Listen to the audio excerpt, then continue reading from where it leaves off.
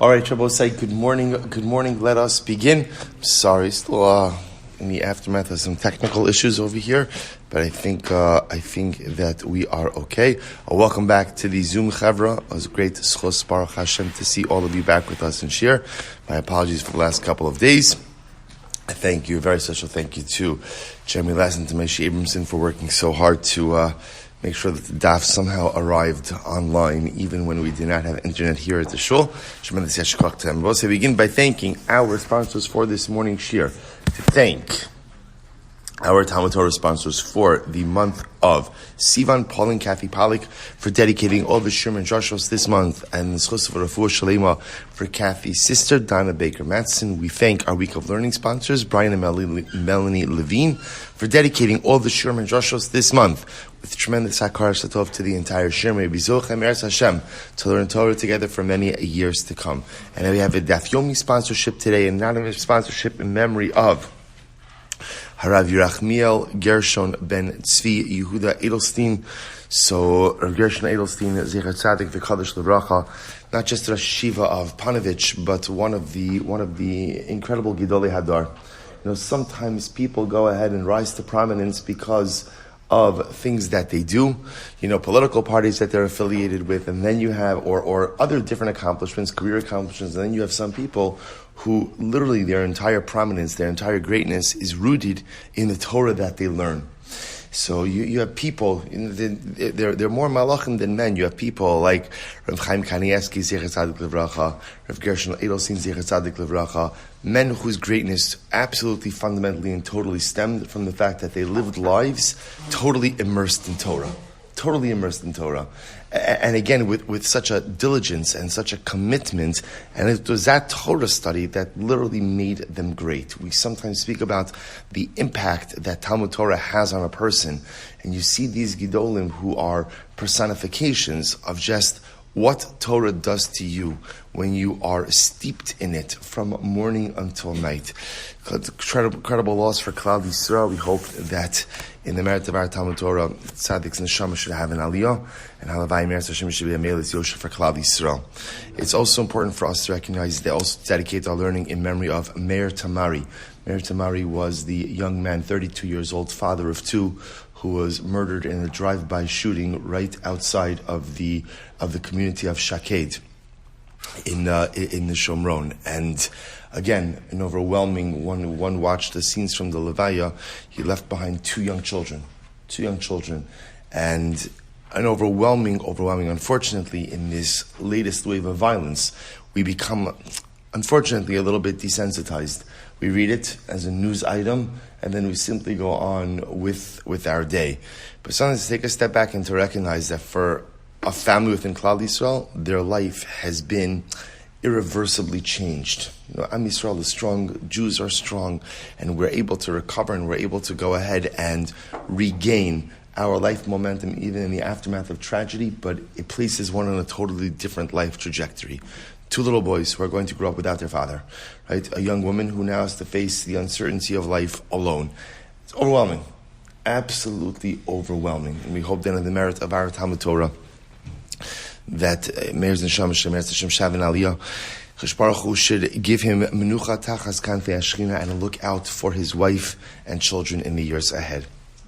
With that, let us begin. So today's daf is Tes Zayin 16. We are picking up in Yiras Hashem on Tes Vav Amud Beis 15b. And we have a lot to do today, but some really very interesting Gemara. So we're picking up Amar of Chisda, Gidud Chamesh Umechitza Chamisha. It is 2, 4, 6, 8, 10, 12, 13 lines up from the bottom. So I'll say, so the Gemara says as follows. Remember again, we were talking about the concept of combining halachic principles. So specifically, again, where did this come up? So this came up where if you want to certify a get, partially through b'fanei nechtav, b'fanei nechtam, and partially through kiyum shtaris. So it doesn't work. Choose a team, right? Choose a mahalach, choose an approach, choose a direction. You can't do a combination of both. So now I'll say, so now once the Gemara brought this up, the Gemara says, that's interesting. So is that true that you can't combine different halachic processes in the effort to go ahead and create one unified result. So the Gemara wants to give some examples of things that look like we can. So watch this. So Amar Rav Chisda, Gidud Chamisha Mechitza, Chamisha in Mitzdarfin, Achie Okula Mechitza Okula Begidud. So this is fascinating. Remember again, back to our Masechah Shabbos days, our Erevin days. So remember again, the definition of a Reshus HaYochid is an area that is enclosed by a barrier of 10 tfachim. 10 tfachim or higher. So we'll say, so imagine the following situation. Imagine for a moment that you have, let's say, a large hole, but it's not really a hole. We'll call it a large area that's been dug out. And let's say again in that area you have sidewalls of dirt that are 5 tfachim, and now you want to build on top of that a mechitza that's 5 tfachim. So effectively, you have 10 tfachim of wall, so to think of mechitza, but remember, 5 of it is natural earth, and 5 of it is actually, humanly constructed barrier. So the Gemara says, Rav Chisda says, it doesn't work. O kula mechitza, o kula begidud. Again, we'll say, can you have a mechitza that's like an embankment? Can you have a mechitza that's made out of earth? Sure. But got to choose a team. Either your wall, right, has to be mechitza. Mechitza means man-made. Or ultimately, again, your mechitza could be earth. But you can't have a combination of both. The Arshrei said, not true. Gidud chamisha mechitza, hey, mitzdarfin. So Mereimar argues on Rav Chisda. Mereimar says, nah, you absolutely can. You could have 5 tfachim of earth and 5 tfachim of wall, and it's not a problem. And Rabbi said, halacha is v'hilchasa mitzdarfin. The halacha is that in fact it is mitzdaref, they do combine, and you can have a combination of the two. Good. Another, and by the way, that is halacha l'maisa. We know that for Hilchos Shabbos, in order to create an enclosed area for Reshus HaYochid, you could rely on 2 different types of mechitzos combining together to form the requisite 10 tefach shir. Incredible. Next. Bayilfa. So we'll say this is absolutely great because this is what we're learning in Smichas Chaver. Get ready for this. So Bayilfa. Yadayim tohoros lechatzon. O in tohoros lechatzon. So we'll say there is a concept ultimately again of Tumas Yadayim.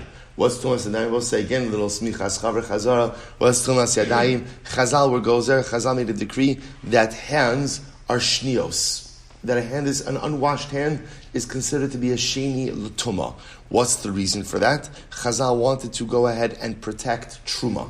That was it. We wanted to make sure that Kohanim would go ahead and wash their hands before consuming truma, and therefore, and remember again, I will say, I really feel that we actually had like a shtickle mastery of Tum and Tara in our Sota days, right? So remember again, if you're a sheni, what does a sheni create? A shlishi. But a shlishi can only be created by truma, right? And again, where can you create a revi'i? Kachim. Good. Excellent. Wonderful. Right? Chulin ultimately, again, bottoms out at a sheni, but ultimately truma goes. So therefore, again, this was a takana ultimately made for truma. So I will say, so now watch this. So in order to go ahead and alleviate the sheni tuma status of hands, we do netilas yadayim. We wash. So the Gemara says as follows. So by ilfa, yadayim toros lechatzon, in toros lechatzon. Can you purify hands partially or not? Or not? So the Gemara says, what does that mean? Hechidami. So are you saying maybe, what did we say? Remember again, this is just Monday night shir. So in order to go ahead and wash, you need a kli. And that kli, that utensil must hold at least the revius. Right? Revius is the minimum amount of water to be used for netilas yadayim. So when we ask, can you do partial netilas yadayim? Are we asking maybe could 2 people wash simultaneously from the same kli? Meaning, let's say you have Reuven and Shimon, they put their hands next to each other, and literally again, they pour the water over both of their hands. So maybe, essentially, each is getting, quote unquote, half revius. Is that the shayla? That can't be the shayla. The Gemara says, listen to this. V'hatanan me revius notin l'adayim la'achad v'afil l'shtayim. Actually, I will say, interestingly enough, halacha l'maisa, you could use the same revius even for 2 people. Right? Isn't that fascinating? You use the same revius even for 2 people. If you look at Rashi says over here, Rashi says, Mashu Beit Shemi Revius. It's 4 lines up from the bottom of Rashi. So maybe we're asking, can two people wash from the same revius? We'll say, just to understand, the cases where their hands would be next to each other, right? They're pouring the water over the right hand, pouring the water over the left hand. So such that each one is getting half a revius. Is that our question? So Rashi says, no, afil l'shnayim, kevan de meikara havashira, v'ka'asim shiari tara, hakam mefarish v'chabasa. So this is actually quite fascinating. Two people can actually utilize the same revius. Two people can actually utilize the same revius. I will say, because since it's coming from the same kli, and a revius ultimately again is the shir for natila, if there's a simultaneity with the two parties, i.e. they're washing their hands together, halacha l'maaseh works. So that can't be the case of chatzon. So what is the case? So the Gemara says, velo de kamashi chada yadei. So maybe he's talking about where halacha l'maaseh, you go ahead and you wash one hand, and then you go ahead and you wash the other. In other words, what does that mean? So now we learned, Hanolto yadav achas binatila, va'achas b'shtifa yadav tahoros. So I will say, listen to this. The Gemara assumes maybe some of the following case. We learned this all on Monday night. It's incredible. I will say, halacha l'maisa, there are two ways. Well, there's more than two ways, but for our purposes right now, there's two ways you could affect natilas daim. How? Ultimately through pouring or immersing. So let's see, maybe the shaila is like this. What happens if you pour over one hand and immerse the other?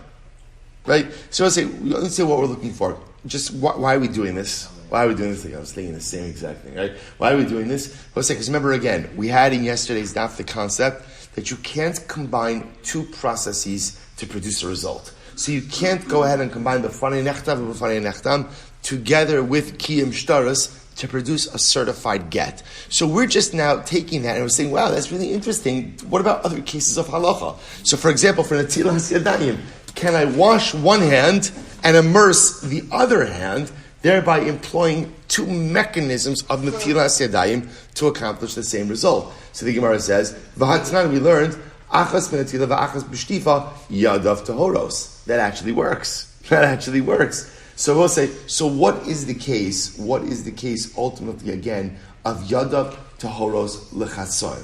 Right? This was Amemar. This was Ilfa's question. Can you affect partial purification of hands? So what's the case? So we'll say, so it can't be the case of two people washing at once, because that's okay.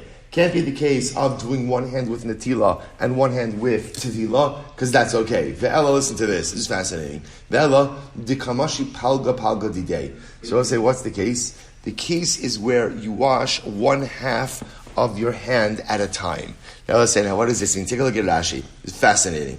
So we'll say, second line up from the bottom, palga didei, ad haprak, having mitzvahs natila, v'natal chatzi shir tchila, v'nagva, v'chazra v'natal chatzi achar. So we'll say, this is very interesting. Right? You're supposed to wash up until your wrist. You're supposed to wash until your wrist. So we'll say, so imagine the following situation. You wash from your fingertips to your knuckles. You wash that area, then you dry it. Then you go back and wash from your knuckles to your wrist. Don't ask why. Right? Don't ask why. You had a couple of minutes during the day, right? You decided to experiment halachically. Right? So much better to experiment halachically than with other things, right? So nice, right? So I do this two-stage. So I'll say, so what's the shaila? Does this work? In other words, and I will say, now this is a little bit different, because remember again, up until now we've been speaking about really employing two different halachic processes to create a unified result. Here, what we're saying over here is what? Kind of one process, but doing it in two stages. So it's not really the same as what we're talking about by Gittin, but nevertheless interesting. So therefore, the Gemara is suggesting this is what Ilfa means when he asks Yadav tahoros lechatzon. Can you affect partial purity? In other words, one part of hand washing at a time, and then it will say, at the end of the day, have I washed my entire hand and washed my hand? Yes. It's just I did it in two parts. So does that work? Do those two parts, can they be mitzvahs with each other? So the Gemara says, let's understand. So the Gemara says, well, this seems to be kind of open and shut. Rabbi Yanai says, you can't do that. You can't do partial washings and then have them go ahead and combine for one comprehensive washing. This seems to be open and shut. Tushner says, no, lo tzricha dika mashke tofeach. Oh, What's the case, Rabbi? Say, watch this. I wash from fingertips to knuckles, I dry, but I don't fully dry. In other words, my hands are still wet. There's still some residual from that act of washing, and then I go ahead and I wash from the knuckles to the wrist. In other words, what the Gemara is suggesting over here is when Rabbi Yanai says you cannot wash part of the hand and do the other part of the hand. What is that talking about? You can't wash. Like a real Baltimorean, wash, right? You can't. Never, right? You can't go ahead. I'll say you can't wash from your fingertips to your knuckles and fully dry it, and then do from the knuckles to the wrist. Everyone. But what happens if you wash from the fingertips to the knuckles, dry, but there's still moisture?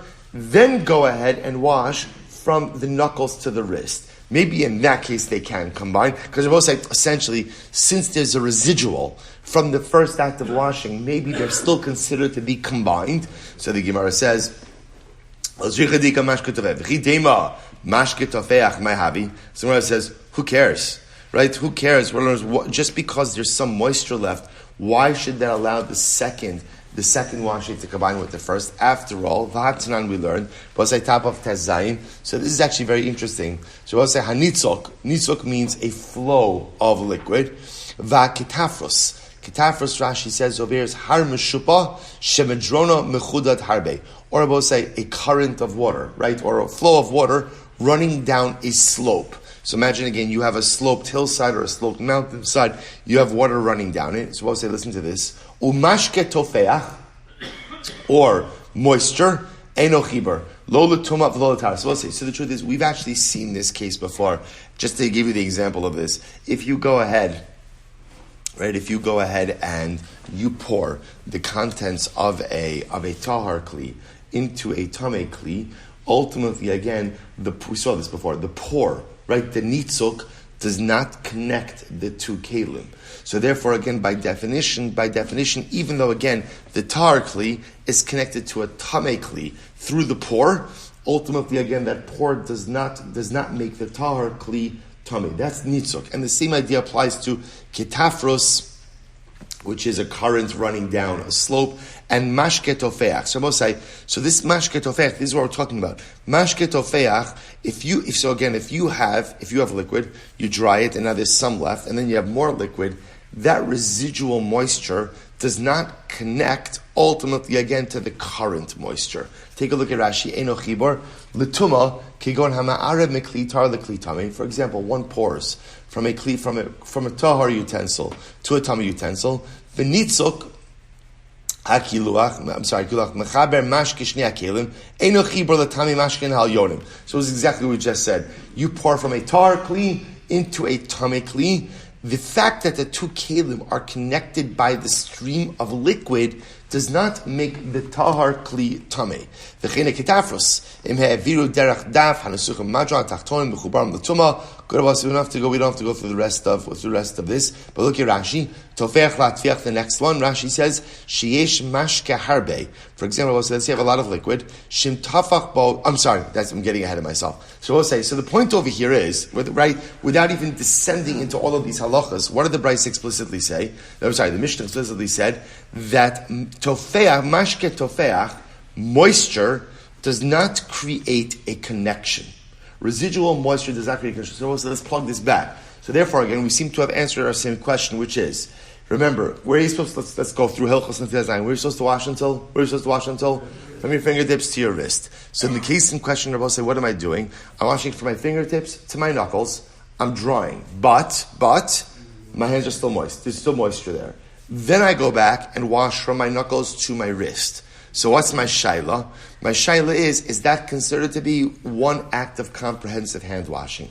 How could it be one act of comprehensive hand washing? You did it in two stages. The Gemara posits that since there's residual moisture left on the first washing between my fingertips and the knuckles, that should be able to combine with the second washing from my knuckles to my wrist. To which the Gemara says, no.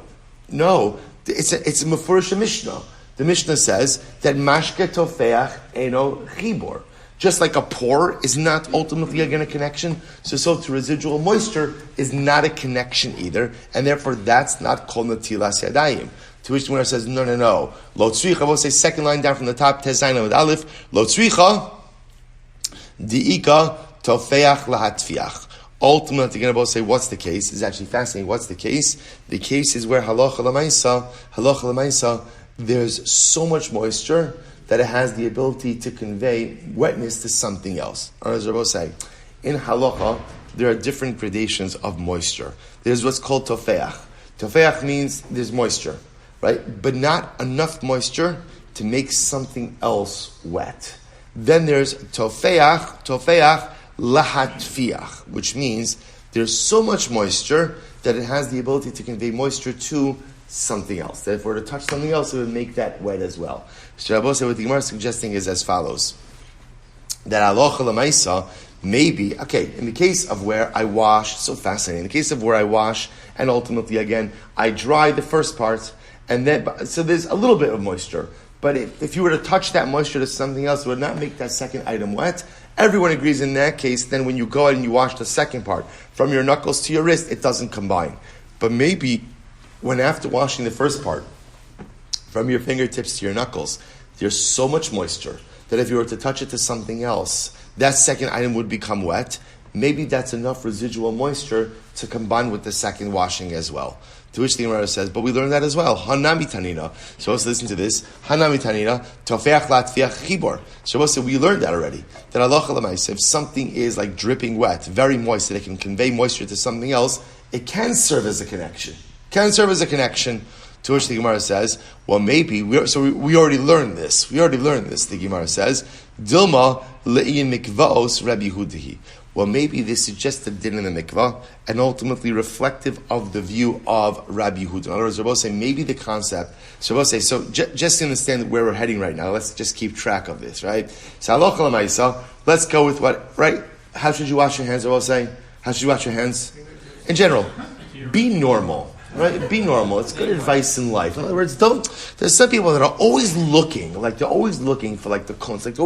Just be normal. Right? Just do what you're supposed to do and get on with your life. So in other words, wash your hands. Okay, so whatever the reason, again, somebody's doing it in two parts. So let's go with what everybody agrees with.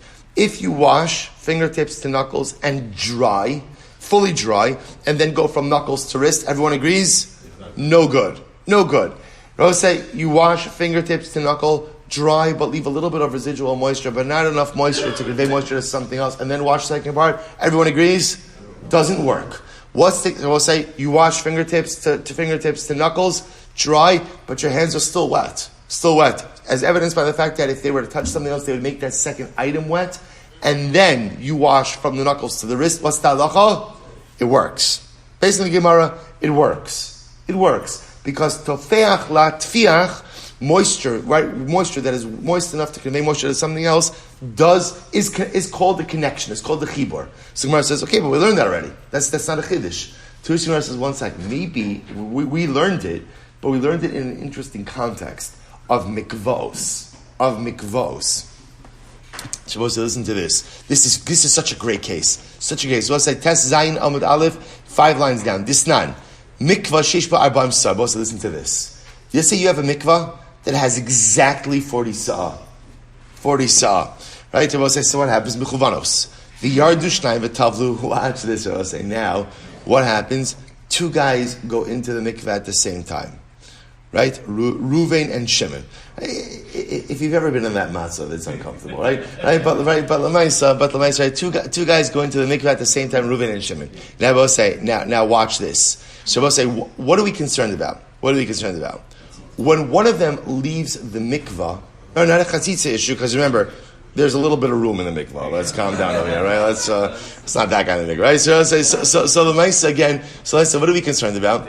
Right, we're concerned about the fact that when you go out of the mikvah, you're not just taking the kedusha with you, you're also taking some water with you. So lemaisa, if the mikvah was exactly 40 sa'ah, that means when the first guy leaves, so lemaisa, the second guy is really in a deficient mikvah. So watch this. So shneim b'vas achas torim. So if they both immerse at the same time, then they're both tar. B'zeh achar zeh. Rabbi say, what happens if Reuven goes in, Reuven comes out, then Shimon goes in, then ultimately Rishon tar v'asheni tameh, which makes sense, right? Because once Shimon gets in there, then what? Shimon is going into a mikvah, deficient 40 saw. Not a full 40 saw. And I was saying, I watch this. This is fascinating. Rabbi Yehudah says, Im hayu raglav shal rishon nogos b'mayim af hasheni tar. So I will say, so there is a way, even if they're going consecutively, ultimately, again, for it to work, even for Shimon guy number 2. How? Essentially, when Shimon goes in, we tell Reuven, do me a favor, stand in the mikvah. Stand in the mikvah. We'll say, so as long as Reuven, the first guy to go in, is standing in the mikvah, ultimately, again, any water that is on his person is considered to be part of the mikvah as well. Fascinating. So we'll say, so take a look at Rashi. Rashi says over here, so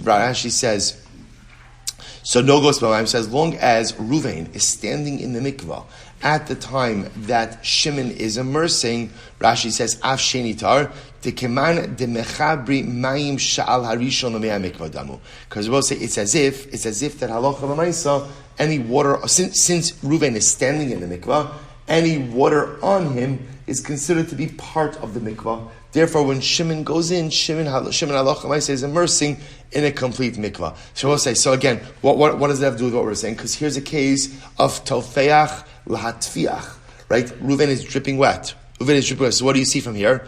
That when it's dripping wet, it is considered to be a chibur. It is considered to be a connection. So therefore, we'll say again. So back to the netilas yadayim case, the halacha would be the same as well, which is that if you washed from fingertips to knuckles, dried, but ultimately again the moisture on your hand is still moist enough to convey moisture to something else, then washed again from knuckles to wrist, it actually would work. Halacha l'maisa, it actually would work, because in the case of tofeach latfiach, enough moisture to convey moisture to something else, ultimately, again, is considered to be a chibur. Good. So we'll say, so now listen to this. I'm Rabbi Yerachmiel. Listen to the very fascinating case. We'll say, so again, we're still on our kick over here about trying to figure out the different halachic processes go ahead and combine to create a uniform result. So listen to this case. I'm Rabbi Yerachmiel. Hari Amru. Chazal said, Haba rosho v'ruba b'mayim shuvin, v'tar shnaflu al rosho v'al rubo shlosha lugin mayim shuvin tameh.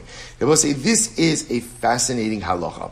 If a person goes ahead and literally puts his head and his body, right, the head and his majority of his body, underneath mayim shuvin is drawn water, right? So you go ahead, I will say, you have water in a kli, you pour it over yourself. If ultimately, again, that water covers your head and the majority of your body, you are tameh, right? Tameh, exactly, right?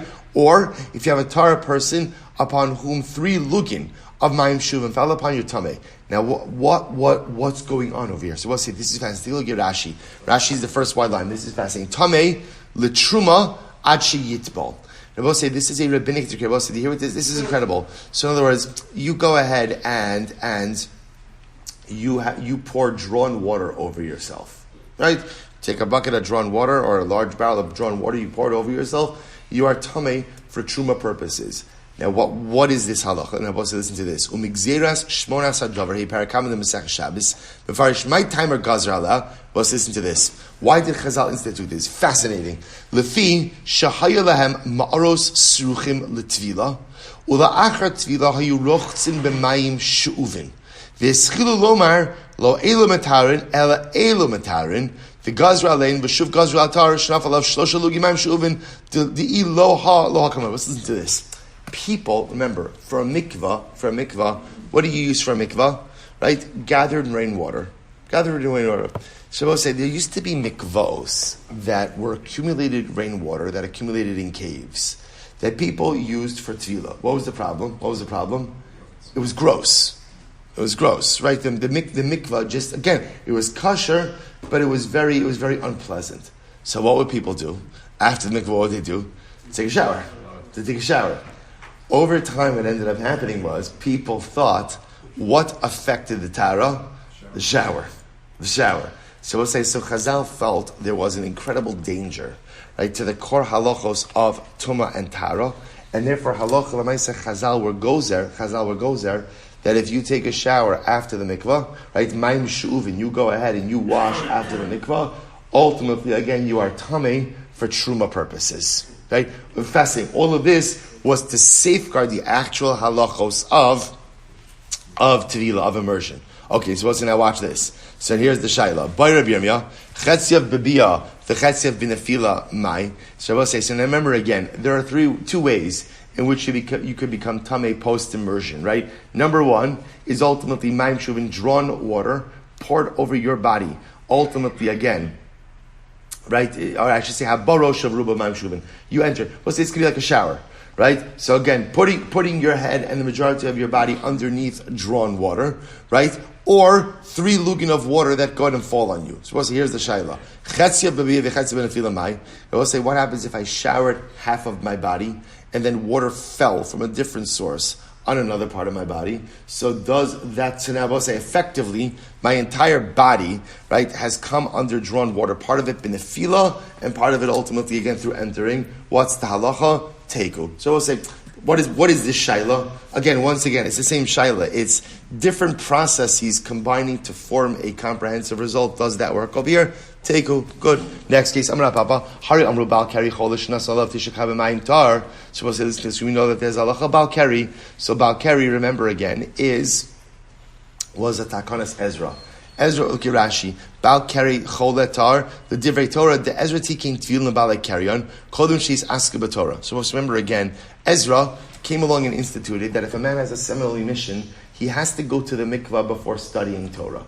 This was a takana of Ezra. Takana of Ezra. So we'll say, so what happens? The Chazal, however, were makil on a chola, right? On a person who still can't get to the mikvah. All you need to do is pour 9 kabin of water over this person. 9 kabin, which also, by the way, the Mishnah Berurah brings this down. He says for Takanas Ezra, let's say a person has a similar Mishnah and he can't get to a mikvah. So again, whether or not, we know in general we're not makbid on Takanas Ezra today, that the Chassidim they are, but in general we're not makbid on Takanas Ezra. But again, the Mishnah Berurah says there is an easy way you can take care of this, which is take a shower. So ultimately, again, it's because that's called Mayim Shuv. And the 9 kabin of Mayim Shuv, and also Bidi Evet takes care of Tumas Keri, for I should say our Takanas Ezra. So ultimately, again, I will say, so let's say a fine situation. Ideally, after a seminal mission, according to Ezra, you go to the mikvah. Person is ill, he can't make it to the mikvah. So what can you do? You can pour 9 kavin of water over him. So by Rapapa, Chetzi Betil Chetzi Benesina Mai. Let's listen to this case. What happens for the chola? What do you do about say? He immerses part of his body, but they pour 9 kavin over the rest of his body. Does that work? To affect Tara? Teiku. The Gemara kind of leaves it open-ended. So we'll say really a very interesting idea. A very interesting idea, especially by the Tvila cases. Can you go ahead and utilize 2 different mechanisms in order to go ahead and affect Tara? Can you do a partial Tvila and a partial pouring? Right? Does that work to affect Netila? And we'll say the Gemara ultimately ends that off as a Teiku. Pretty incredible. I'll say, by the way, I thought that in that statement, you see just a couple lines before it said, Bari Rabbi Yirmiyah, Chetziav Bebiyah, the Chetziav Benefila Mai. So I will say, those were, I was very drawn to those words, if you think about it. I'll say, what does it mean? Chetziav Bebiyah means, half of me is moving. Right? Biyah means like coming, right? Chetziav Bebiyah, right? There's half of me that is moving, that is progressing, that is accomplishing. The Chetziav Benefila, and there's half of me that's failing. So I'll say, so what's my status? Chetziav Bebiyah v'Chetziav Benefila. So where am I holding them? So we'll say, what does the Gemara say? Teiku. It's hard. See, I was saying, in life, you never want to be 50-50. You never want to be Chetziav Bebiyah v'Chetziav Benefila. Because if you're 50-50, what are you? The Gemara says, we don't know, Teiku. We're not sure what you are. Therefore, I will say again, really all our goal in life is to be absolutely righteous. That some of us may get to, but most of us are not going to get to. But that's okay. That doesn't have to be the goal. The goal, I will say, is just don't let it be 50-50. At least let it be 51% bebiyah and 49% benefila. Because as long as I have the majority on my side, then it's clear that ultimately I'm the kind of person who's moving forward in life. But if it's mamish, chetzia bebiyah, chetzia benefila, I'm half successful, half moving myself, but half failing. What is my status? The Gemara says, really not sure. I will say all we need to do is in life push ourselves over the 50% mark. Just make sure I'm living the kind of life that has a majority of goodness, a majority of purity, and then ultimately, again, the kivun, the direction of my life is clearly towards the good. Incredible. So Gemara goes back. So I'll say, so remember again, the Mishnah said, if one guy says b'fanei nechtav, one guy says b'fanei nechtam, ultimately again, Basel, Amar Rav Shmuel Bar Yehuda, Amar Rabbi Yochanan. Lo shanu ala sheneget yotzi mitachas deishneim. So we'll say, when doesn't this work? This doesn't work when both of them are not the shluchim to bring the get. Aval get yotzi mitachas deishneim. But I will say, if both of them ultimately again are the shluchim to bring the get, i.e., if the husband appointed both of them as the shluchim to bring the get, then ultimately again kosher. It will say it's kosher even if what? It's kosher even if one of them says b'fanei nechtav and one of them says b'fanei nechtam. Now we'll say, now why is that? Alma kasavar shnayim sheviu get medinas hayam ein tzrichin sheyomru b'faneinu nechtav or b'faneinu nechtam. Why I say listen to this? Why? Because apparently again the Tana of our Mishnah holds that in general the concept of b'fanei nechtav or b'fanei nechtam is only when you have one witness or one shaliach bringing the get. But if the get is being brought by two, remember again, I will say by definition, two is a testimonial unit. Once you have a intact testimonial unit, then what? You don't need b'fanei nechtav or b'fanei nechtam anymore. So therefore I will say, just to point out something very interesting, when do we say in the Mishnah that if one guy says b'fanei nechtav and one guy says b'fanei nechtam, that it doesn't work? That's only when only one of them is the shaliach to bring the get. But if both of them were appointed by the husband to be the shluchim to bring the get, then halacha l'maisa, even if one says b'fanei nechtam, it works. Because the truth is, even if neither of them said anything, ultimately again it works. To which the Gemara says, Abaye says, Elamiata. 1 second. Look at the Seifa of the Mishnah. Elamiata Seifa diktani shnayim or b'faneinu nechtav. I will say, what was the latter case in the Mishnah? Two guys say.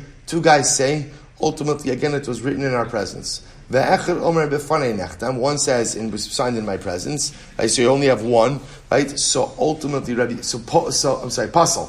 Ultimately, such a get is possible. Rabbi Yehudah says it's kosher. So let's analyze. Taima de'in haget yotzi mitachas deishneim.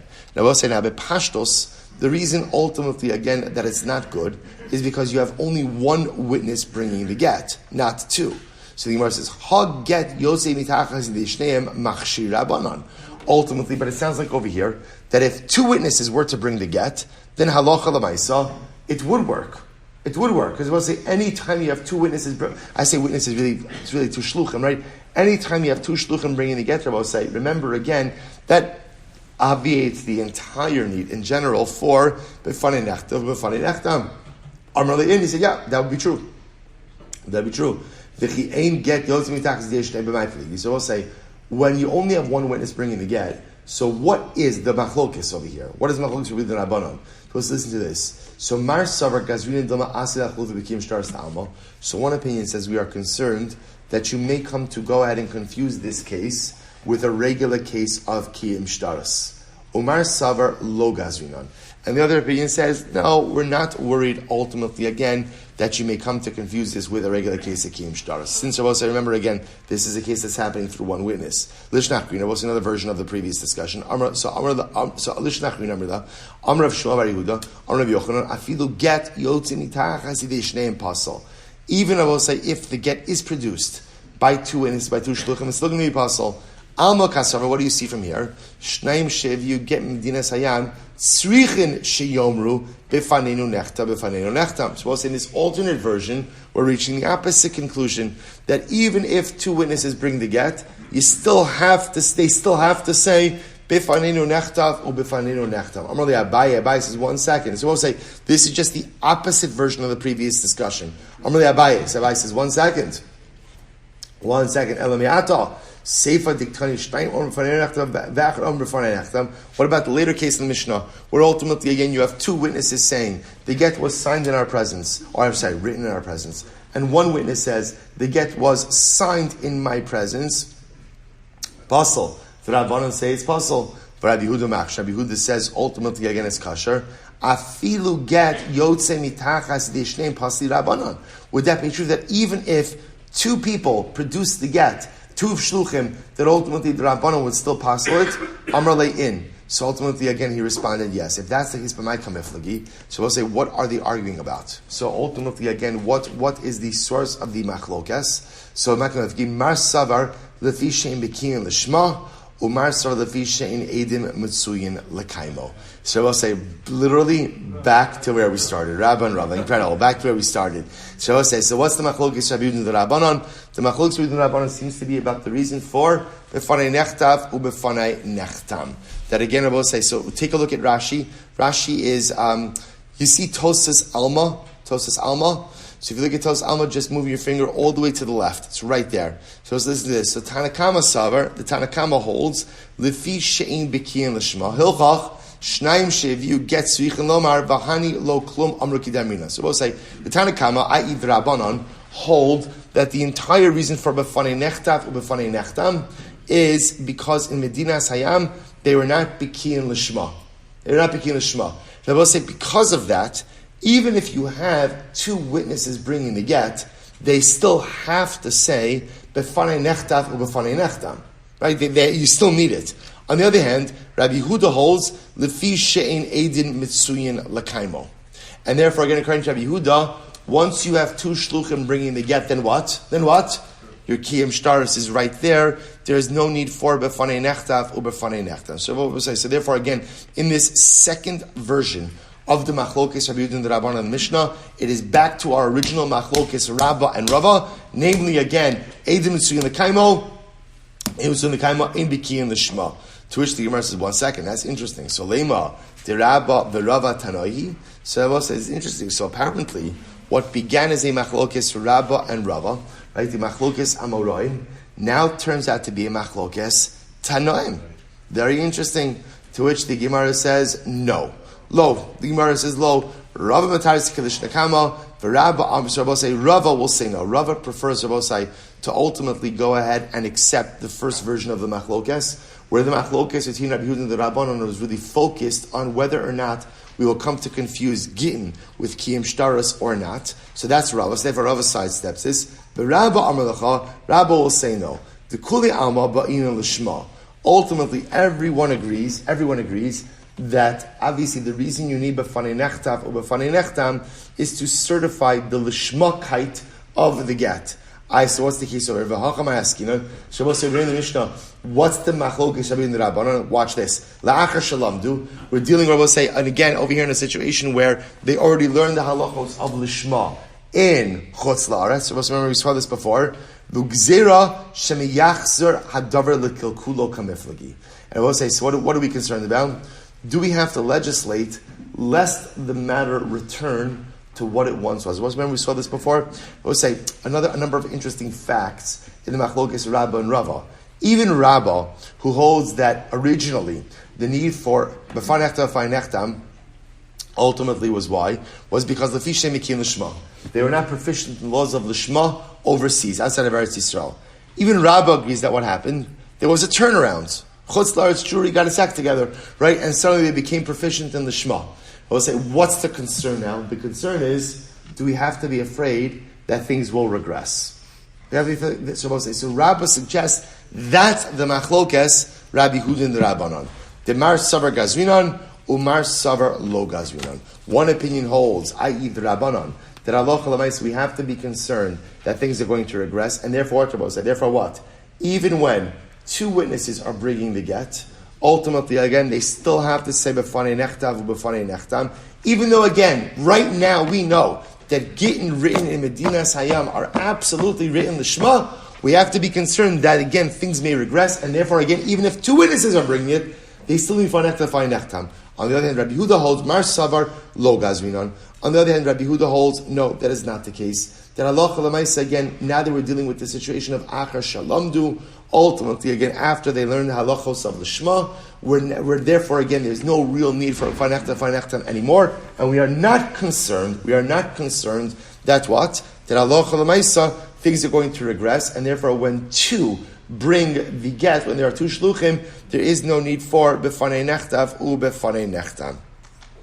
Okay, so I'll say, so interestingly enough, good. Good, fine. So I'll say good. Rashi just speaks all this out, but we pretty much did already. Good, let's go weiter.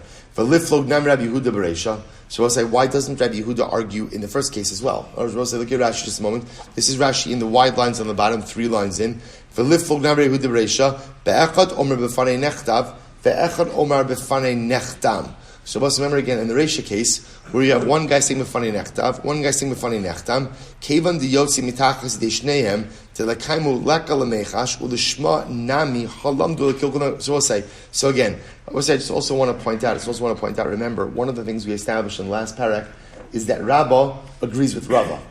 Right? Remember again, we saw that Rabbah agrees with Rava, and that there is still an issue of in edim mitzuyim lekaimo. Now remember again, I will say the beauty in this case, in the Sefer case, is there are 2 witnesses coming along, right? So therefore, again, according to Rabbi Yehuda, there's no problem of lishma because it's achar shalamdu, and we're not choshesh shemiyachzer davar l'kol kulo. We're not concerned that it's going to regress. And number 2, because there are 2 witnesses over there, therefore what? You have your kiyum shtaros. So also the Gemara says, why doesn't Rabbi Yehuda argue in the first case? Right? What was the first case? One guy says b'fanei nechtav, one guy says b'fanei nechtam. So I will say, so b'pashtos, if we're talking about a situation over here, where halacha l'maisa, both are witnesses to bring the get. So according to Rabbi Yehuda, the get should be kosher. Why should the get be kosher? There's no concern of lishma, right? Why? Why is no concern of lishma? Why? Achar shalamdu, they already learned. And we're not choshesh that it's going to go back to what it was. And there's no concern for kiyum shtaros. Why? 2 witnesses are bringing the get. So yet, the Mishnah said, that case is puzzle. Why doesn't Rabbi Yehuda argue over there? So the Gemara says, "V'lift nog down Rabbi Yehuda bereisha ha itmar Allah amar ula chaluk haya Rabbi Yehuda af barishona." Okay, so there is a girsa that says Rabbi Yehuda disagreed even in the first case as well. So I will say, no, we'll stop over here for today. Shkoyach, good, we did really good today. Baruch Hashem, a lot of great Gemara, a lot of great cases, a lot of information. I will say shkoyach. Ever on Zoom, such a zechus to see all of you this morning. Great to be back with all of you. Let's say shkoyach.